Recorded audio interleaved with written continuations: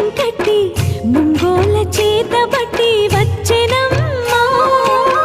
గోవిందుడి కోక చుట్టి గోపెమ్మ వేషం కట్టి ముంగోల చేతబట్టి వచ్చెనమ్మా.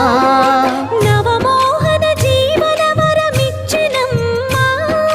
ఇకపై ఇంకెప్పుడు నీ చేయి విడిచి వెళ్ళనని చేతిలోన చెయ్యేసి ఒట్టేసెనమ్మా.